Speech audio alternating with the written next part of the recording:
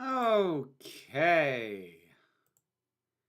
That should be working.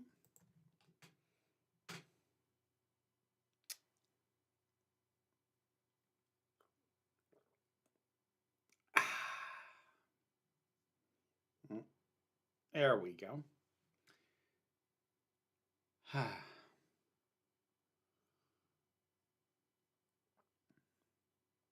Hope folks are doing well.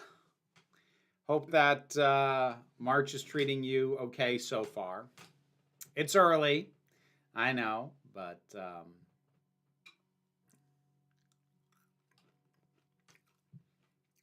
Eurovision, yeah.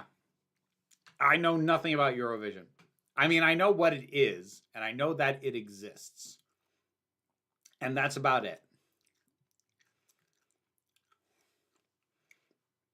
Slushy out. Yeah, the snow's been starting to melt here, although it snowed a little bit today, but then it also warmed up again. So, yeah. John Cena's a heel again. I heard that. I don't care about wrestling, but I heard that because Steve Shives went off about it. So,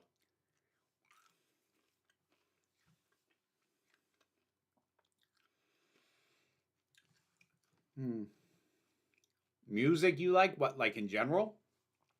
My tastes are all over the damn place. Favorite Bowie album? I don't know as much about his discography as I should. This was actually a gift, so I don't take this as me being an expert.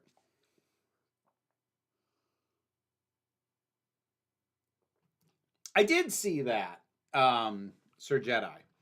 I I would have said it during the reaction, except like I remembered that it was like announced who it was, but then I couldn't remember who it was, so I was like, screw it. I'll just keep going.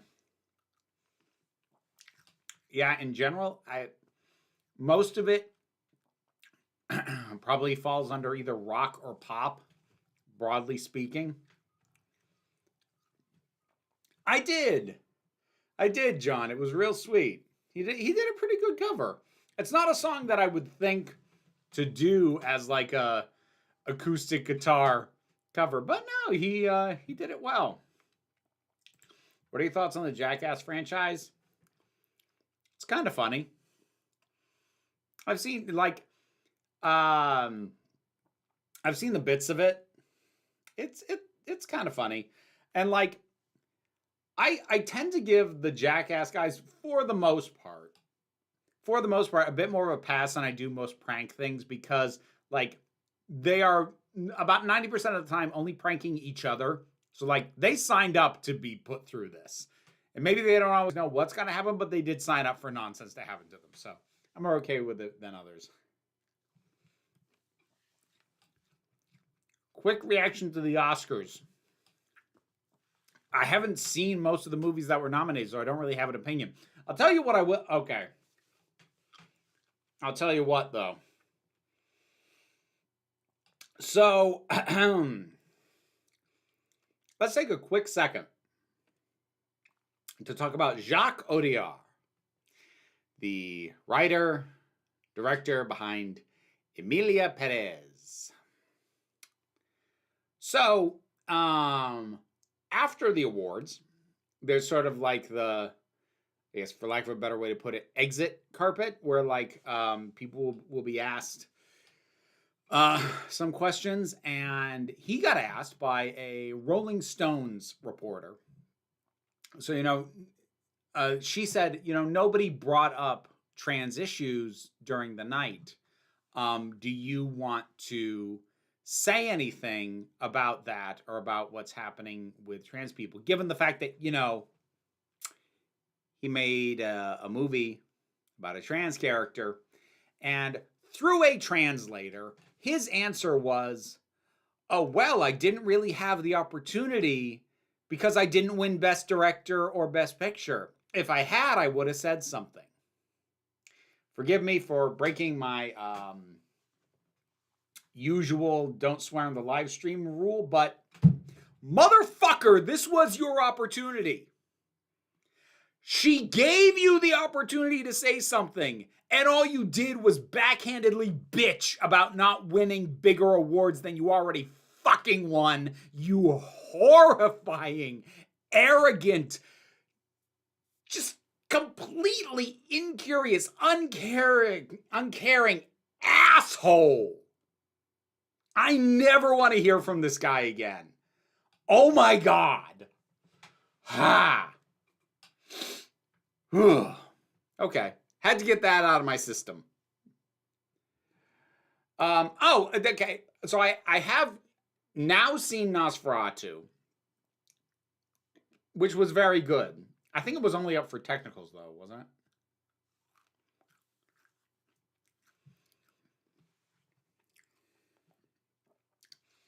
I heard good things about Conclave. Like, I might try and find the time to see Conclave. I don't know about too many. I still want to see The Substance.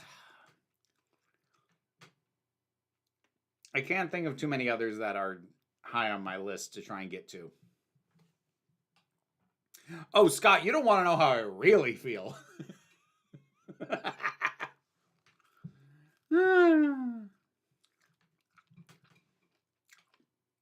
I like Nosferatu a lot. I need to shoot a review for it for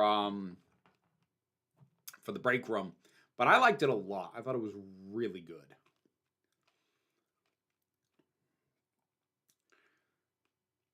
Probably liked it more than the original. But the thing is, like, the original, you do have to overcome the standard distancing effect that old silent movies have. You know, with how, amongst other things, overacted they are. It's like, oh, we don't know what to have the characters do here. Have them mime a real exaggerated laugh. You know, you do have to kind of get through that. But like the original obviously has some iconic visuals for sure.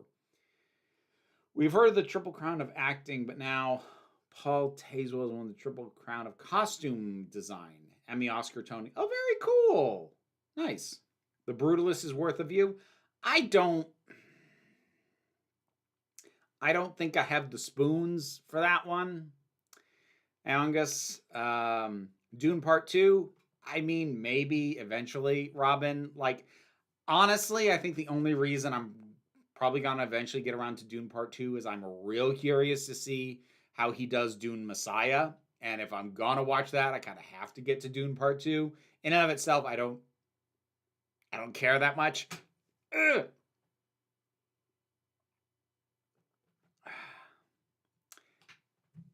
Oh, black cover. So brave. So brave. So artistic.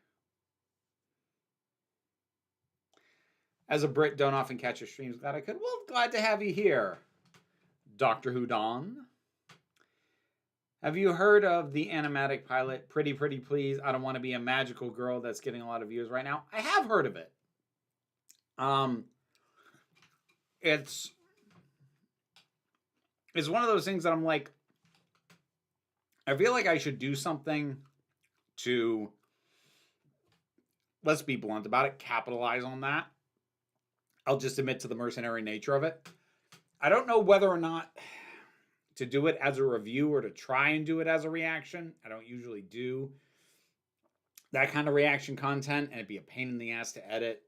I don't know if people care to hear me just talk about it as a review. I don't know.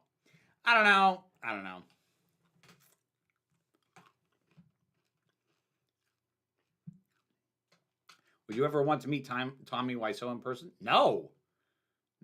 Why would anybody? Why? Why would anyone want to meet him? You know that annoying scene in Battlestar Galactica where, with the little girl, do you think it's contrived that President Rosalind's aide felt the need to tell her? No, that part made sense because he told her that based off having seen her bond with that kid. And so, like, he felt a responsibility to let her know that. That's not the contrived part. It's just the entire scene with that kid is just painful. It's a bad scene.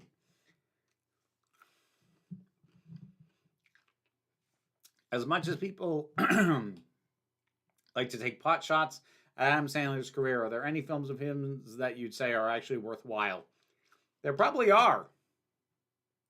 I haven't seen them.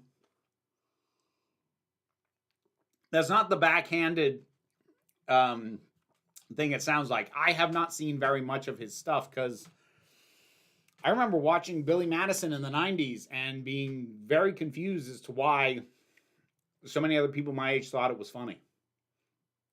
Hell, before that, I remember when his comedy album came out, They're All Gonna Laugh at You. And like, understand this was the same time I was discovering like George Carlin, and people like kids my age were like playing the Adam Sandler album. And I'm listening to it and just thinking, what's supposed to be funny about this? Now, obviously, he's done some stuff outside of just comedy, and I've heard that's where some of his better stuff is. I don't doubt that, but like, I have not seen very much of the man's work. As a cisgender John Vinyls, cisgender or not, you get the little gay heart of appreciation. You know, as a cisgender person, I would love to see more stories about trans people and queer folk in general set in fantastical worlds where gender and sexuality just aren't major issues at all. Have you read my book? Just saying. But yeah, no, I agree. It is frustrating. And like, this is not a uniquely trans problem. This is an issue with many underrepresented and minority groups where the purpose of their presence in stories is to tell the standard tropey iconic story of that group. You know, they're there to be trans and to have their story revolve around being trans. They're there to be disabled and have their story revolve around being disabled. They're there to be fat and have their story revolve around the fact that they're fat. You know, it's that kind of stuff across the board. So yeah, less of that is generally good.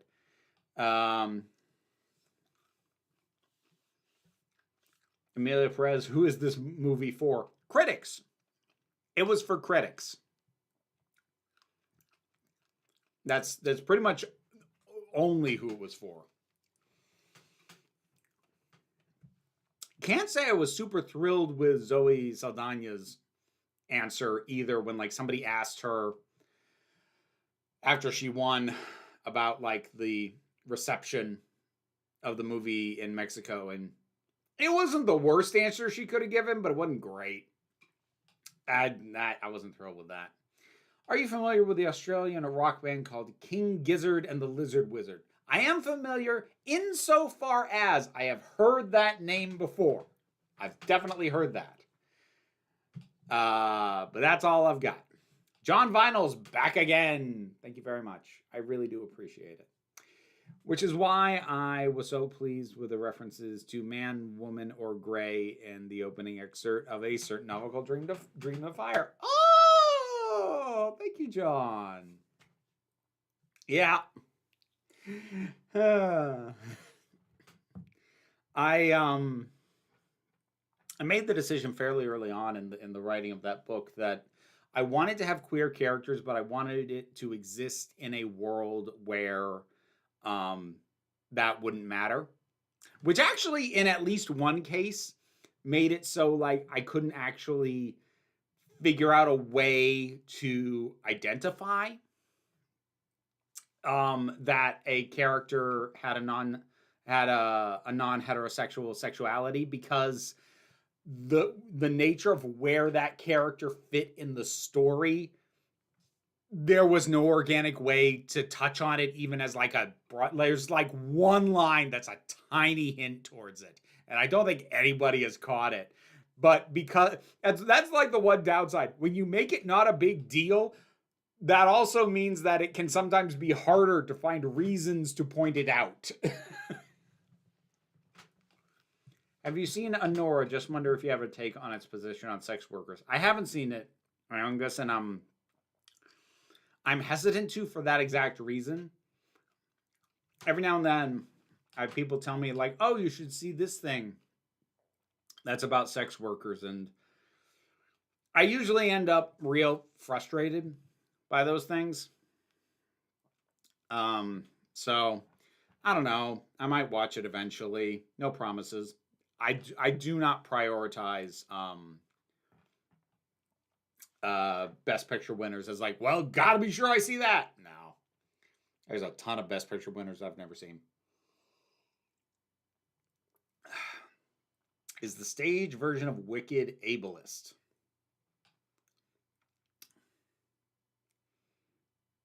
Not particularly. Certainly no more than the book is.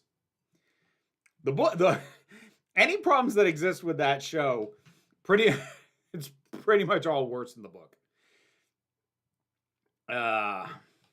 Elijah Anderson. Forgive me for assuming gender, but I cannot resist. Mr. Anderson. Again, much love from Boise. Another thing Snyder's Watchmen did right. Dan mourning Rorschach's death. Sorry if that seems random. Stay safe. I'm going to half agree. I'm going to agree that it was correct to have him mourn. I am also going to say that the way they chose to do it was just didn't work for me. You know, the drop to the knees, the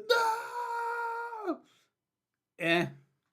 But like doing it at all, sure. I agree with that decision.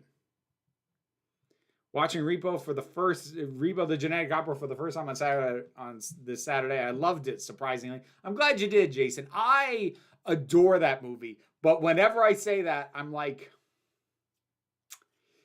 I am limited in who I can recommend this movie to. But if you are on its wavelength, wow, is it fun. Have you considered an appendix? No, black cover, because I wouldn't know how to structure one in a way that's interesting. Like, I have notes, and I have, like, my own sort of, I have, like, spreadsheets for characters, so I don't forget stuff. But no. And, like, also, it feels, how do I want to say it? Feels pretentious.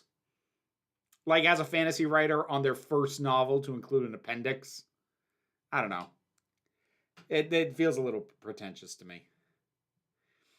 Jackass always gave me a gross feeling when I watched it because I associated it with times in my childhood. Home was a mess because my older brother was babysitting. Oh, well, yeah, stuff by association can do that.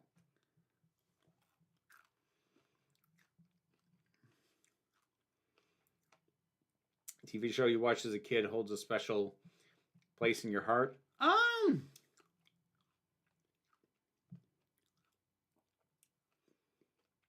Honestly, Sesame Street.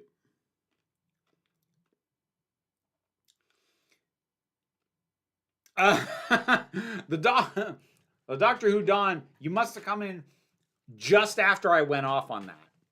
And I'm not going to reiterate my points, but I am going to say that when I went off on that, I, with a heads up to everybody, broke my usual rule about not swearing on stream. So, yeah.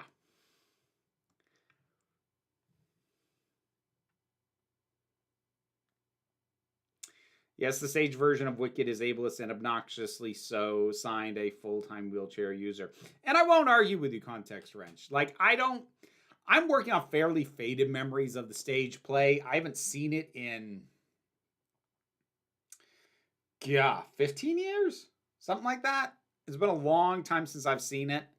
And I wouldn't presume I'd be in the best position to make that judgment call anyway. So I will defer to you on that, and I'm certainly not going to argue with you. Let's see. Elijah Anderson. Mr. Anderson. Back again. Cis male, so spot on. Good. Last super chat. Well, thank you very much. I appreciate it. Have you read the works of Isaac Asimov? If so, what would you say are definite recommendations?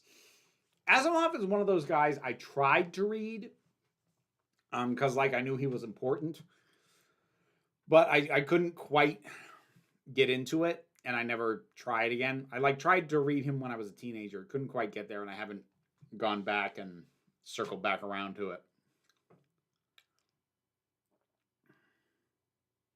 I did find it weird to hear the actor in the film was the first wheelchair user to play the role. Yeah, no, that's honestly not surprising. Broadway and professional theater in general doesn't accommodate for disabled actors. It flatly doesn't. That is one area, and this is me talking about accommodating the performers, not necessarily the representation. Those are two separate conversations. I do think that accommodating the performers in general is something that is better done by the film studios, partially because of stuff that has been lobbied for by actors unions and other groups. Whereas, theater has, there is a union in theater, but I think logistically this is not me defending the lack of accommodations for disabled people, understand, but I'm saying that it's harder to get those accommodations in because you have to do a more fundamental rework of the system, because between the rehearsal schedule and then the performance schedule, the exhaustion that's going to result, even for somebody with no disabilities of any kind, is extreme. It's a lot. It's 8 shows a week if you're on Broadway.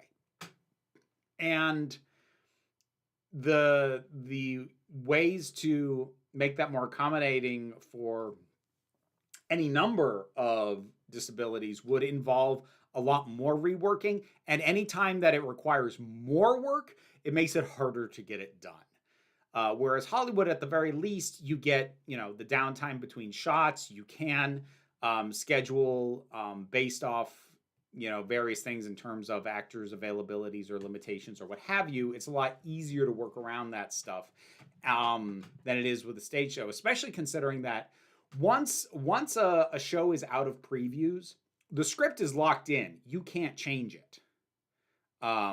You are not allowed to alter, the lines or things like that to something else to accommodate somebody. Whereas in a film, you are allowed to do that. The actors can improvise. There can be a different decision made on the day. You can have a writer on set who can help you rewrite a scene. Theater, you can't do any of that. So it results in a lot fewer accommodations and a lot slower progress. That's not me defending the status quo. That's me explaining the difference. You ever felt bad not finding something funny? Once as a kid, I watched The Hangover with my brother and my friend. I genuinely felt guilty about the fact that I didn't find it funny. I don't think I've ever felt guilty for not finding something funny. I felt awkward for not finding stuff funny, but not guilty. What's your opinion on Brazil? I haven't watched it in a long time, Black Cover. I remember liking it before, but I don't know how I'd feel about it now. Partially just because, I don't. I have a little bit of a lesser opinion about, oh my God, Terry Gilliam. That was his name. Took me a second. Asimov is a very dry writer. Yeah, I was getting that, Coyote. John Vinyl's back again. I really appreciate it. I absolutely do.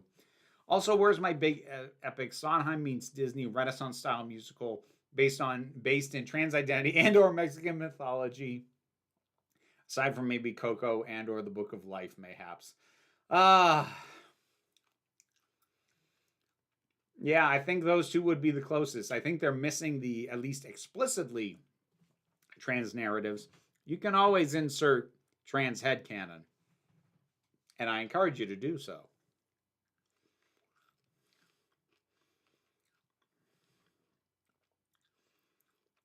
Let's see.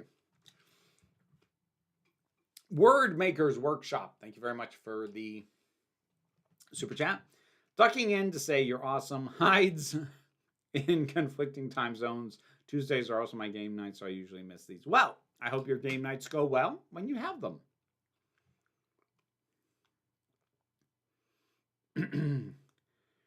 I know it's kind of a while ago, but what do you think of RTD's comments on changing Davros due to ableist concerns? I mean, I did a whole video on it at the time, Doctor Who Don. Like, I would just refer you to my earlier video on that. I think it was not something he thought through as much as he could have. His heart was in the right place. I also think that a lot of people put a lot more weight on it than I think it ever was intended to hold. So that's just kind of a messy thing. Felt like I was being a buzzkill by not laughing. I get that 255, but I don't know. Both actors in Wicked are usually wheelchair users. It should not be a milestone, but it is. Agreed. Agreed, context wrench. Shouldn't be, but it is.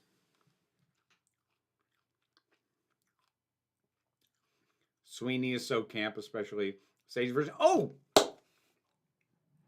I saw a performance of Sweeney Todd this past Friday in Burlington, Vermont. Vermont Repertory Theater. I think they're still playing if anybody wants to get tickets.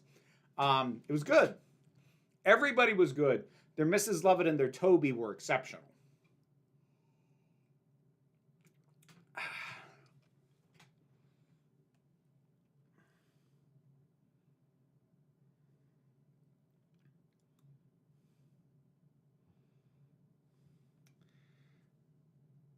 I do think musicals could accommodate disabled people if they just put more work in, or do you think there are some shows where it just be a logistic impossibility? It's not about music in particular. It's just about the apparatus of how professional theater works.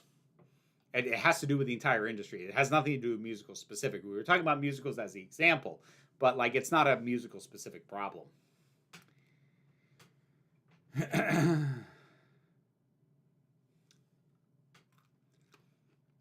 I love Sweeney. Sweeney Todd is,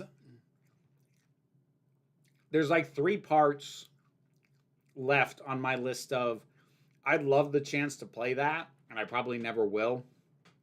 Sweeney Todd's on there. As is Frankenfurter. My favorite missing Who stories?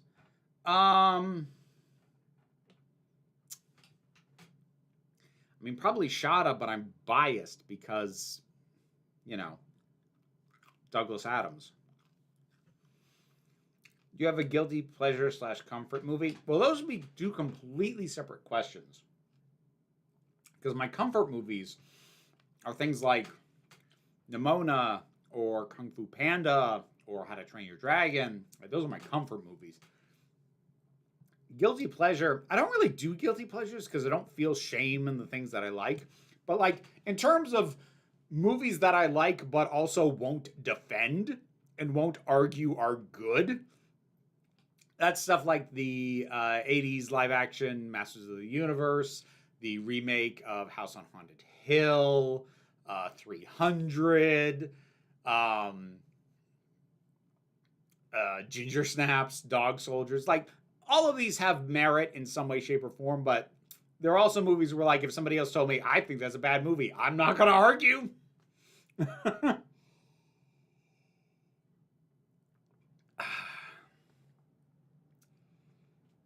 you a hobgoblin? No, Black Cover, I'm a changeling.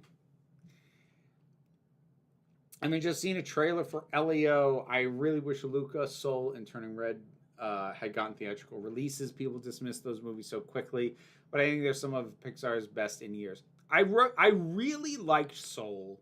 Luca was very pleasant. Turning Red, I don't think there's anything wrong with Turning Red, but it didn't connect with me. Like, I could recognize the kind of audience it would connect with, it just wasn't me. Favorite queer movie or show? I mean, queer movie, Nimona. Queer shows, The Owl House, She-Ra and the Princesses of Power. Yeah, we'll go with that.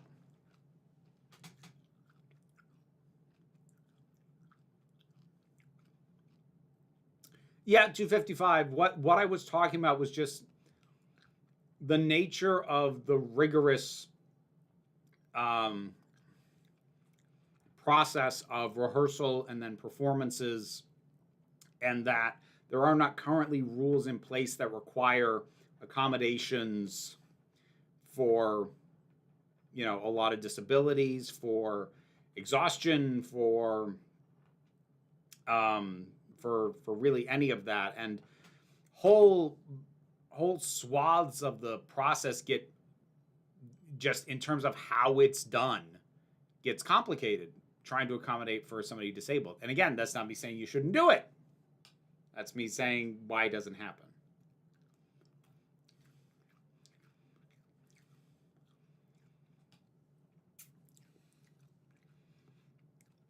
If you were Frank, who would be the rest of your dream cast? I mean, it would be people I know locally, so I'm not going to name that.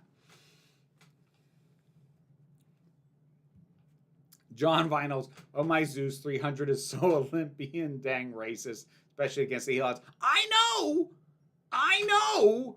Like I said, I wouldn't defend it. I do still like it. I'm sorry. Anyways, I gotta pop over to the Discord. I will be back in a couple of minutes. Gotta check what we got over there. Okay. Ooh. All right. In your Battlestar Galactica podcast, you were kind of taken aback by the idea of Earth being a lost colony of Kobol because we know humans evolved on Earth. It made me wonder how come back in the 1960s and before, it used to be easier to get away with putting stuff in sci-fi stories that just blatantly contradicted widely known facts about the history of life on Earth or how outer space works. Like in a show made in 2004, it feels ridiculous to suggest humans are aliens, but back in the 60s, both the Twilight Zone and Star Trek episodes were implied humans came from other planets, even though it's not like human evolution was already well understood back then. Well, I mean, like, part of it is context. First of all, both the Twilight Zone and Star Trek were campy, for starters. Trekkies don't like to admit the original series was campy, but it was, and the Twilight Zone frequently was. The Twilight Zone, those stories exist out of reality, just by their nature. Like, that's kind of the premise of it. They exist in the Twilight, in this liminal space where the rules are completely different. So throw the Twilight Zone out. As far as like stuff like that with Star Trek, like it's a 1 hour show on TV and it's kind of campy. I don't think that, like, the reason it would rub me the wrong way with something like Battlestar Galactica is because this show clearly takes itself super seriously. And when you take yourself super seriously, I think you have a bit more responsibility to think about the implications of what it is your story does. Not to say that treating it as no big deal means you can get away with anything, but like there is leeway that grants you. So I know you don't think there's any good use of AI generated content. Oh, for God's sake. We've been okay. Do you think there's any realistic possibility of getting rid of it from everyday life, or is it just like a veganism type of belief where you think a thing is unethical but have no realistic hope of getting society as a whole on board with that? Generative AI, yes, we can absolutely get rid of it. Like, let's be clear. At this point, the term AI is being used so broadly that it's almost damn useless. What I talk about is generative AI. The generative images, the art, chat GPT, the chat bots, that stuff. All that should be gone. And no, I don't think it's unrealistic because it's not embedded yet. Veganism doesn't work as a comparison because eating meat is a very embedded, ingrained cultural thing with hundreds or thousands of years worth of traditions, beliefs, and associations that need to be confronted. AI is still trying to get its feet in the door. Just close the freaking door. You know, the movies like Atlantis, the Lost Empire, or shows like Stargate SG-1, do you think it's wrong to build your sci-fi fantasy world around an ancient astronaut type theories that have incredibly racist origins? Are you lending those toxic ideas undue credence by suggesting they are at least plausible enough to have them the basis for a fictional story you're telling? I mean, going with anything tied to like ancient alien theory it brings problems regardless, because it's an innately racist notion. It's an innately racist conspiracy theory. Just in case anyone doesn't get that, pretty much all ancient alien theory spawns around the idea of, well, look at this amazing structure we found in South America, in Africa. Nobody who's ever been indigenous to there could have made that. It must have been aliens, because those people who lived there couldn't do it. You hear it now? So there are ways to sort of have the idea in there and handle it better or worse than others. Like, there's basically just doing the idea straight, which is maximum damage. And then there's like doing your best to not lean into the worst aspects of it. Is there still a little bit of harm and taint that comes because the core idea is inherently racist? Yeah, a little bit. Does that mean that any art made with that is worthless? No, it doesn't mean that. What do you think of the common opinion that Ruby got along too well with the Doctor and they should have more conflict during season 1? Is that a common opinion? Really? This shows you how little time I actually spend in Doctor Who fan spaces. Like, people will tell me, oh, here's this widely held opinion that fans have on a Doctor Who thing. I'm like, what, really? I don't think anything, because I didn't even realize that was a thing. I like a companion who wants to be there. I don't, what, that, no. And I'm not saying like it would have been bad if they had more conflict. I just failed to see why a lack of conflict between them was a problem. No.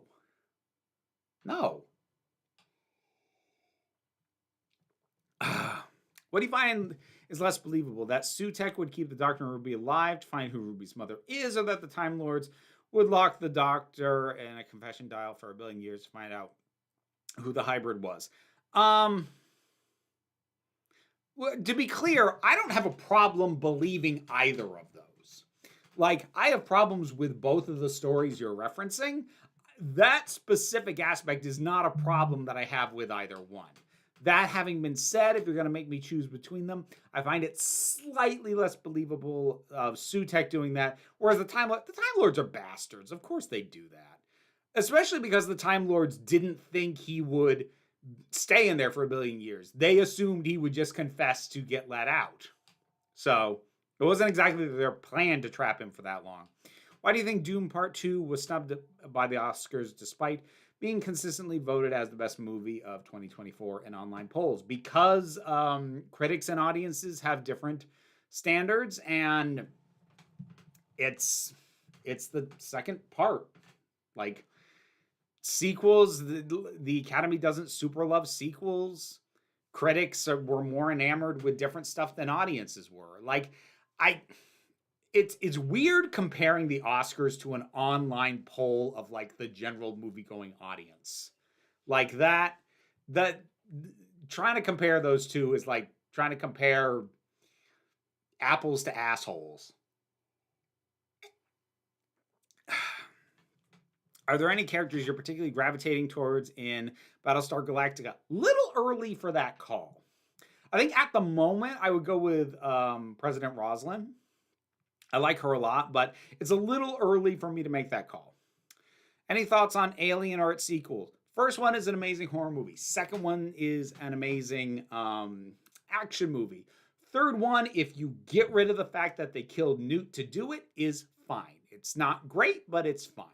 Fourth one is just kind of a mess.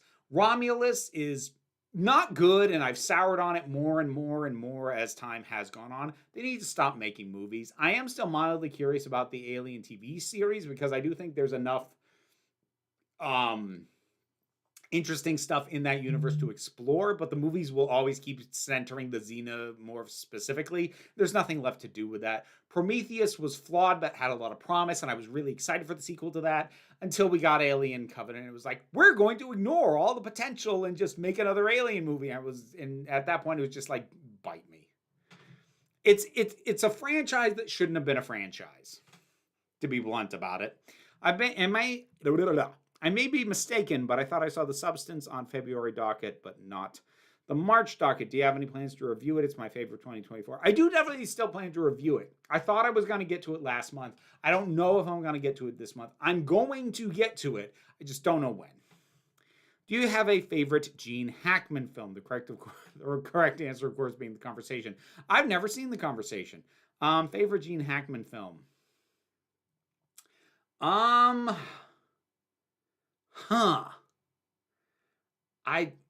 It's actually hard for me to call.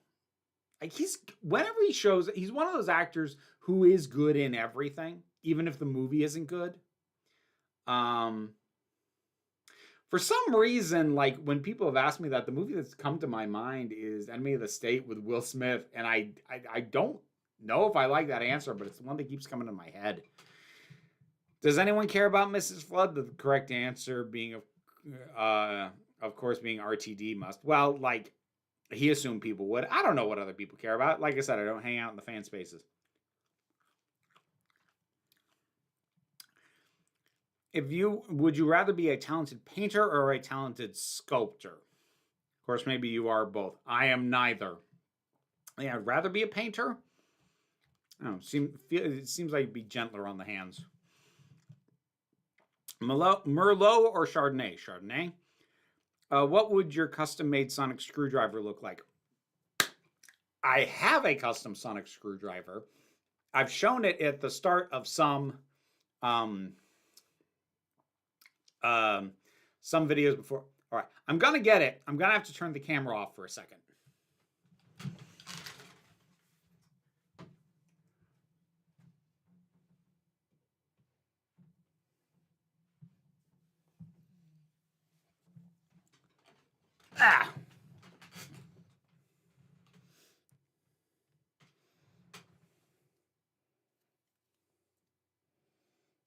I love this because I love sort of the clockworky looking nature of it. I like this a lot. Sorry I had to turn the camera off, but I do not have pants on, so I needed to get up from the chair. Same question for your custom-made TARDIS. I'd have to really sit and think about that. It would probably be kind of a mix between 11's first TARDIS and 12's. I think if 11's, if you could dial down the whimsy a little and then give me like the bookcases for 12, I think that'd be it. I don't know what my main color would be for the interior though. That I'd have to think about. Anyway, back in the main chat.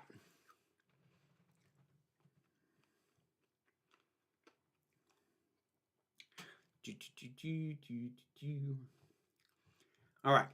Coyote Azul, thank you very much for the super chat. I appreciate that immensely.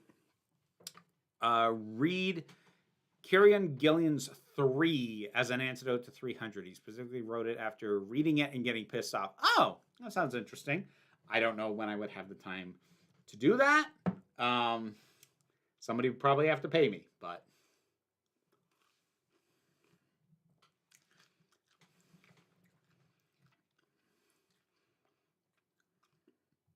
I have a rainbow fluty-esque one with an orange crystal on the top. Nice! Very nice.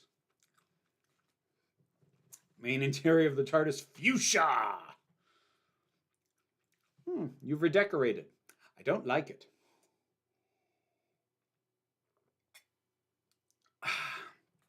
Mrs. Flood is interesting to me, but not my main focus when going into season 2. Cool! I'm glad somebody's interested in her. I'm not. But I'm glad other people are. I mean, that's kind of the thing that I hope for. When stuff happens in Doctor Who, I'm like, I don't like it. Part of me does go, I hope somebody likes it. I hope somebody out there is getting joy out of this. Because I'm not. My TARDIS has bisexual lighting.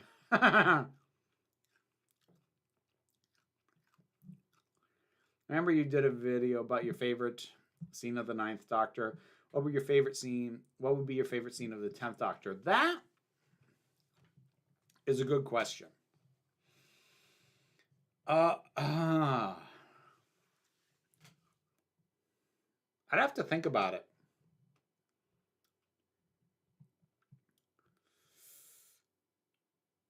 Meg. Thanks for stopping in briefly. Yeah, I honestly would probably go to the scene that got me into the show, which was David Tennant being lowered into the pit, in the Satan pit. Is it necessarily the greatest scene in the show's history with Tennant in the role? No. But it's the one that made me hook into the show. So that one's always going to be special. And just to let you know, Meg, Carowin couldn't make it tonight, but I'll tell her you popped in. John, thank you very much. Whoa, generous. Thank you. I appreciate that. Hot take. If we want to do another remake of The Mummy, do we? But okay, I'm going to pause you on that if. Do we want that? You sure about that? You sure about that? We need to find a way to deconstruct the exoticism inherent in the premise, which Night at the Museum kind of does, but not being based on the Karloff movie. Yeah, it is unfortunately a difficult thing to try and tackle. I mean, like, here's the thing, like, you know, in the age of cancellation and what's the word I'm thinking of, like purity, like it has to be perfect or it's trash. We do need to accept that there are some genres and some stories that carry with them problems no matter what. So, like, I really like the treasure hunt genre.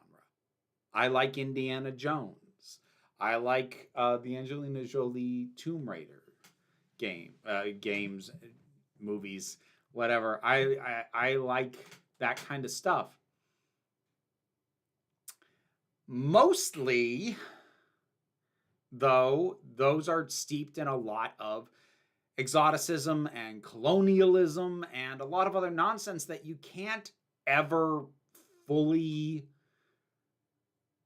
disconnect those genres from. But I still like those genres. And, like, I think the thing that we are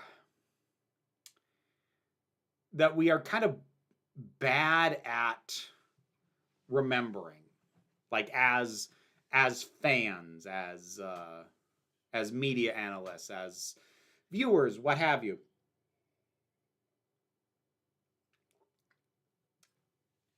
you don't need to condemn a piece of work because it has problematic elements.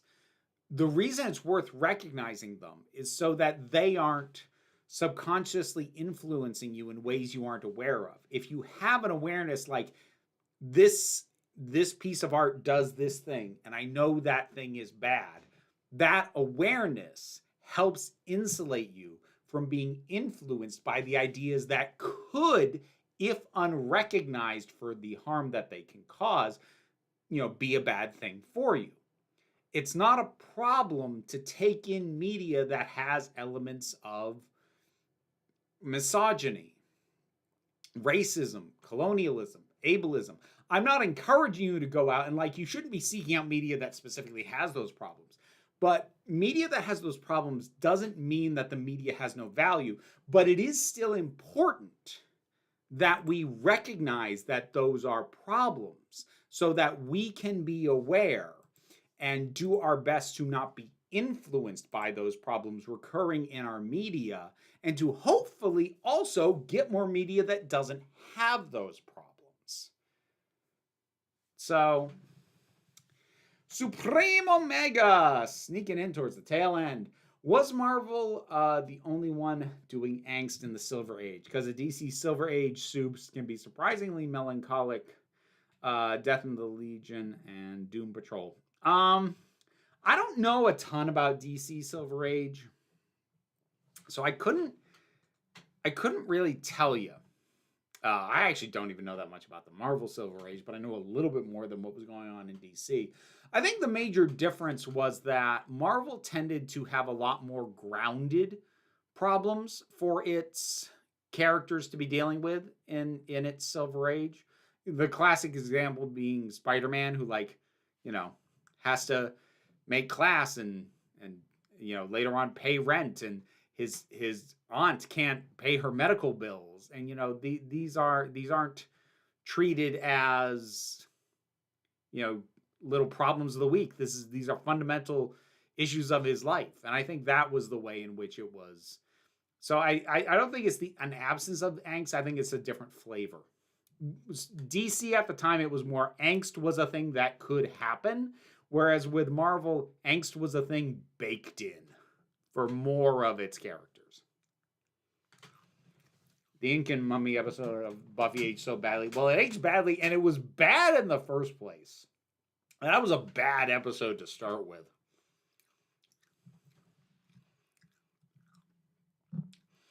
I watched your season 2 trailer reaction earlier. The guy on stage at the song contest is a reality TV star or TV radio host in the UK. Yeah, I figured it was something like that.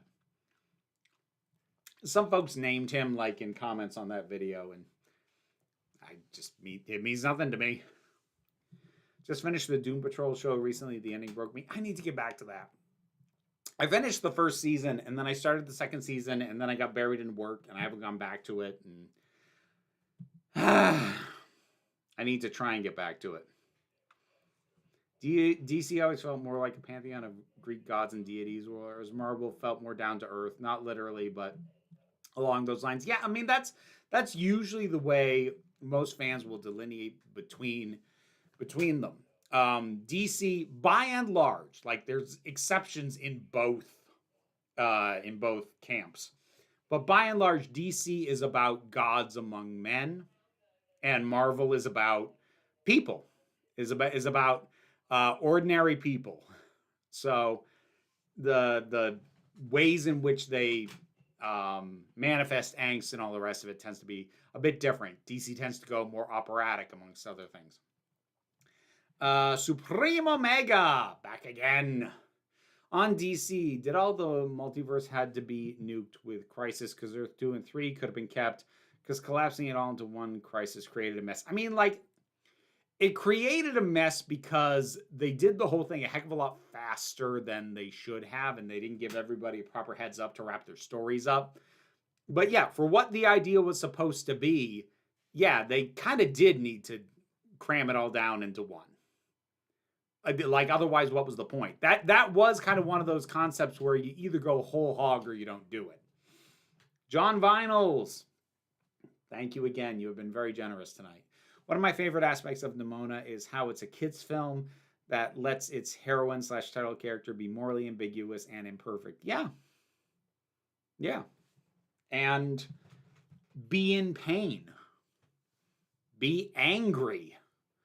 And yeah, I love Nimona. I love the movie. I love the character. I love the graphic novel. I love Nimona.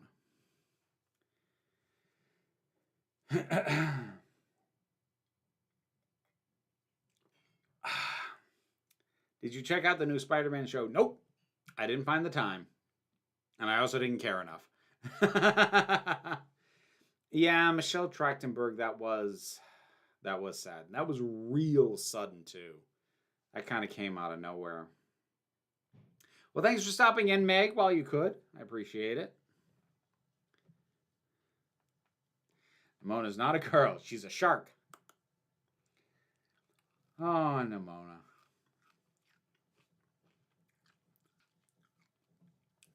All right, people usually scream at that part. I'm not people.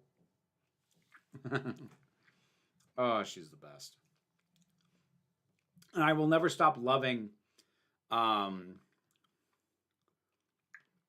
will never stop loving that her answer to "What are you?" was always just, "I'm Nimona." That's it. Considering Nimona was animated by Annapurna, I absolutely love the way Nimona play a Nimona game. Well, Dave, two things about that.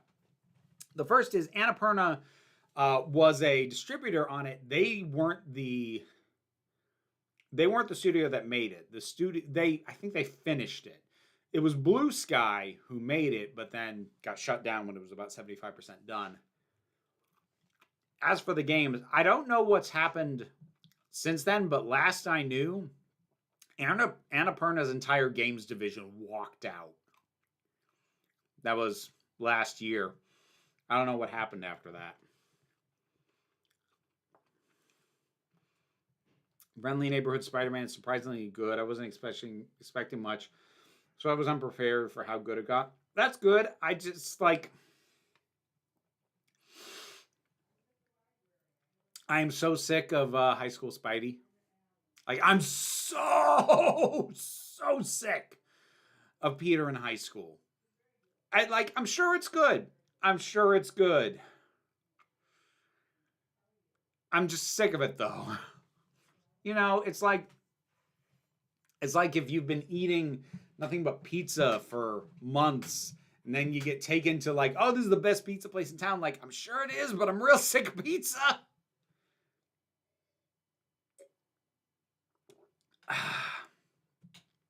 Favorite movie character of all time? I don't know, Mr. Zaki Boy. I don't know. Andor season 2 is so close. It is. It is. I'm excited. I hope it's good. The new Ultimate Spider-Man is where it's at. I'll take your word for that. I'm going to be wrapping it up in a few minutes. Heading off to the mythical land of dreams. All right. Sleep well the Amy way. Comics rehash everything in 20-year cycles. Yeah, they have been for a while now. Favorite love story, gay love story that isn't San Junipero.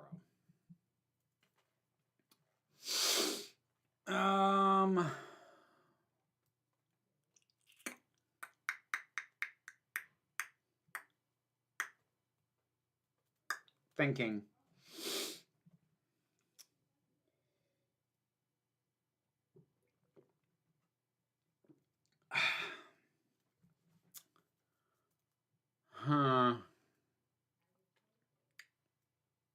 I don't know.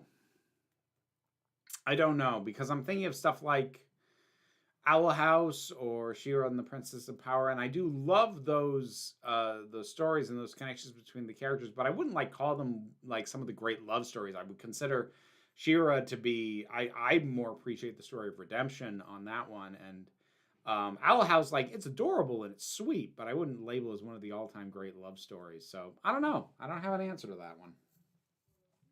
I agree with certain hero origin stories. I love Spider-Man, Batman, Superman, and Captain America. But we know their origin stories. They need to stop rebooting them. Yeah. Finally got to Once More with Feeling on my watch through. Yeah, it's really good. Yeah.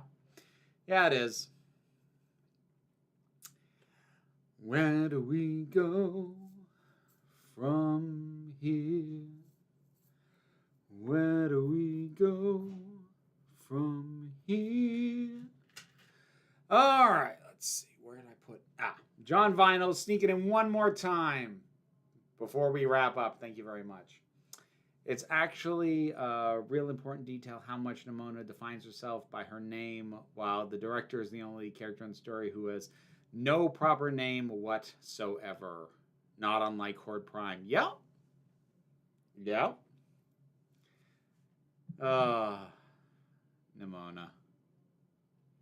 God, I love her. Forgot to ask what's tonight's drinky. It is strawberry hard cider. Down East strawberry hard cider.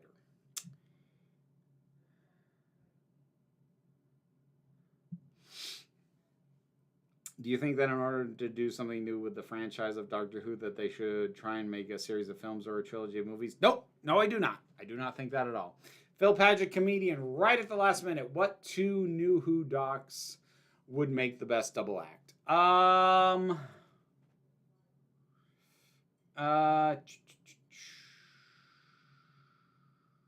and 9.